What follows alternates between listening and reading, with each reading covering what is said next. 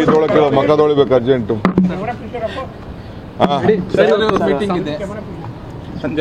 ಅದೇ ಎಲ್ಲ MP ಗಳಿಗೆ, ನಮ್ಮ ರಾಜ್ಯಕ್ಕೆ ಮಂತ್ರಿಗಳಿಗೆ, MP ಗಳಿಗೆ, ಹೊಸದಾಗಿ ಗೆದ್ದಿರೋರಿಗೆ, ಹಳಬರಿಗೆ ಎಲ್ಲರೂ ಕೂಡ ನಾವು ಕರೆದಿದ್ದೇವೆ. ಹಳಬರು ಅಂದರೆ ರಾಜ್ಯಸಭಾ ಮೆಂಬರ್ಸು ಎಲ್ಲ ಕೂಡ ಕರೆದಿದ್ದೇವೆ.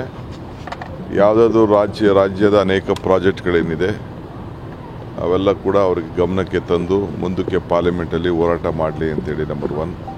ಎರಡನೇದು ರಾಜಕಾರಣ ಆಯಿತು. ಈಗ ರಾಜ್ಯದ ಅಭಿವೃದ್ಧಿಗೋಸ್ಕರ ರಾಜ್ಯದ ನೆಲ, ಜಲ, ಭಾಷೆ, ಸಂಸ್ಕೃತಿ, ರಾಜ್ಯಕ್ಕೆ ಸಿಗಬೇಕಾದಂಥ ನ್ಯಾಯ, ಅನುದಾನ, ಕೊಟ್ಟ ಮಾತು ಇವೆಲ್ಲ ಕೂಡ ಉಳಿಸ್ಕೊಳ್ಬೇಕು ಅಂತೇಳಿ ಅವ್ರಿಗೆಲ್ಲ ಕೆಲವು ಮಾಹಿತಿಯನ್ನು ಹೊಸಬ್ರಿಗೆಲ್ಲ ಕೆಲವೆಲ್ಲ ಕೊಡ್ತೇವೆ.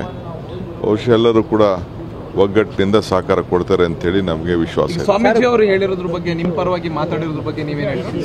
ಸ್ವಾಮೀಜಿಯವರು ಉತ್ಸಾಹದಿಂದ ಹೇಳ್ತಾರೆ. ಅದೆಲ್ಲ ನಾವು ಅಷ್ಟು ಸೀರಿಯಸ್ ಆಗಿ ತೊಗೊಳೋದ್ರ ಅರ್ಥ ಇಲ್ಲ. ಅದು ರಾಜಕಾರಣದಲ್ಲಿ ಕೆಲವೆಲ್ಲ ಮಧ್ಯ ಕೆಲವರು ಅಭಿಮಾನಪೂರ್ವಕವಾಗಿ ಮಾತಾಡಿರ್ತಾರೆ.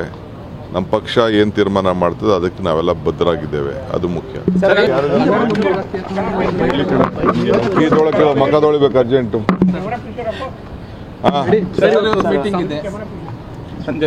ಅದೇ ಎಲ್ಲ MP ಗಳಿಗೆ, ನಮ್ಮ ರಾಜ್ಯಕ್ಕೆ ಮಂತ್ರಿಗಳಿಗೆ, MP ಗಳಿಗೆ, ಹೊಸದಾಗಿ ಗೆದ್ದಿರೋರಿಗೆ, ಹಳಬರಿಗೆ ಎಲ್ಲರೂ ಕೂಡ ನಾವು ಕರೆದಿದ್ದೇವೆ. ಹಳಬರು ಅಂದರೆ ರಾಜ್ಯಸಭಾ ಮೆಂಬರ್ಸು ಎಲ್ಲ ಕೂಡ ಕರೆದಿದ್ದೇವೆ.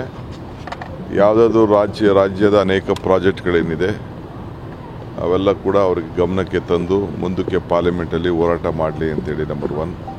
ಎರಡನೇದು ರಾಜಕಾರಣ ಆಯಿತು. ಈಗ ರಾಜ್ಯದ ಅಭಿವೃದ್ಧಿಗೋಸ್ಕರ ರಾಜ್ಯದ ನೆಲ, ಜಲ, ಭಾಷೆ, ಸಂಸ್ಕೃತಿ, ರಾಜ್ಯಕ್ಕೆ ಸಿಗಬೇಕಾದಂಥ ನ್ಯಾಯ, ಅನುದಾನ, ಕೊಟ್ಟ ಮಾತು ಇವೆಲ್ಲ ಕೂಡ ಉಳಿಸ್ಕೊಳ್ಬೇಕು ಅಂತೇಳಿ ಅವ್ರಿಗೆಲ್ಲ ಕೆಲವು ಮಾಹಿತಿಯನ್ನು ಹೊಸಬ್ರಿಗೆಲ್ಲ ಕೆಲವೆಲ್ಲ ಕೊಡ್ತೇವೆ. ಬಹುಶಃ ಎಲ್ಲರೂ ಕೂಡ ಒಗ್ಗಟ್ಟಿನಿಂದ ಸಹಕಾರ ಕೊಡ್ತಾರೆ ಅಂತೇಳಿ ನಮಗೆ ವಿಶ್ವಾಸ ಇದೆ. ಸ್ವಾಮೀಜಿ ಅವರು ಹೇಳಿರೋದ್ರ ಬಗ್ಗೆ, ನಿಮ್ಮ ಪರವಾಗಿ ಮಾತಾಡಿರೋದ್ರ ಬಗ್ಗೆ ನೀವೇನು ಹೇಳ್ತೀರಿ?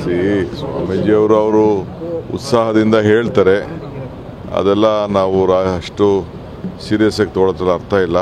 ಅದು ರಾಜಕಾರಣದಲ್ಲಿ ಕೆಲವೆಲ್ಲ ಮಧ್ಯ ಕೆಲವರು ಅಭಿಮಾನಪೂರ್ವಕವಾಗಿ ಮಾತಾಡಿರ್ತಾರೆ. ನಮ್ಮ ಪಕ್ಷ ಏನು ತೀರ್ಮಾನ ಮಾಡ್ತದೆ ಅದಕ್ಕೆ ನಾವೆಲ್ಲ ಬದ್ಧರಾಗಿದ್ದೇವೆ, ಅದು ಮುಖ್ಯ.